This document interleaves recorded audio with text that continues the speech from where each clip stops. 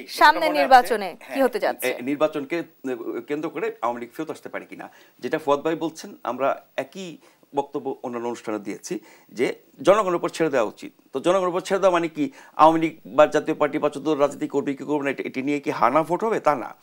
নির্বাচন তাদেরকে করতে দেন, তাদেরকে যদি লোকজন ভোট দেয়, প্রথম কথা হচ্ছে কি যে বিশাল একটা অংশ যারা অনেক বছর ধরে বিনা ভোটে পাশ করতো বা ভোটেও পাশ করেছে, এই মানুষগুলো তো নির্বাচনে দাঁড়াতেই পারবে না, কারণ তারা বিচারের আওতায় আছেন বা আওতায় আসবেন অথবা পলাতক আছেন অথবা মানুষগুলোকে মানুষ চিনে ফেলেছে, এরাই তো 16 বছর এসব করেছে।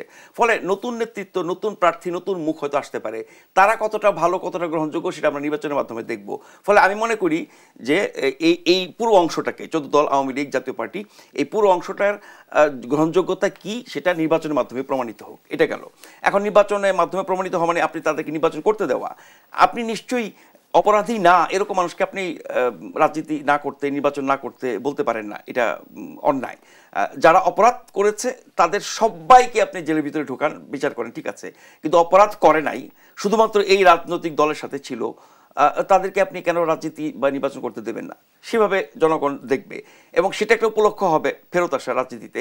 কিন্তু মানুষ গ্রহণ করে কিনা, এখন এই দলের মনে করেন যে 100টা খারাপ লোক আবার 100টা ভালো লোক আছে, সেই 100টা ভালো লোককে যখন মানুষ দেখবে, ওই খারাপ লোকগুলোর কথা তাদের মাথায় আসবে না, তাদের শাসন, তাদের সরকার, তাদের 16 বছরের ইতিহাস, জনগণের যে পারসেপশন আছে সেটাই তো পরিবর্তিত হয়েছে, সেটা হবে। আমি শেষ করি যে আমরা যদি বাংলাদেশকে, আপনি এর আগে বলছিলেন যে ভারতের অনুচর তো সব জায়গায় রয়ে গেছে, 16 বছর যেভাবে ভারত তার গুপ্তচর বৃত্তি করেছে, এটা সরাসরি রয়্যাল এজেন্ট হিসেবে করা দরকার ছিল না, তারা করেছে সেটা বাংলাদেশের বিভিন্ন বাহিনী, সামরিক, বেসামরিক, সরকারি ইত্যাদি গুরুত্বপূর্ণ মন্ত্রণালয়, দপ্তর, এমনকি প্রধানমন্ত্রীর অফিস, সেনানিবাস, সব জায়গায় তাদের অনুচর ছিল, বলা হয়, প্রমাণিত না, কিন্তু এটা শুধু পাবলিক পারসেপশন না, যে কোনো ঘটনা বিশ্লেষণ করলে আপনার মনে হবে হ্যাঁ এটাই সত্যি।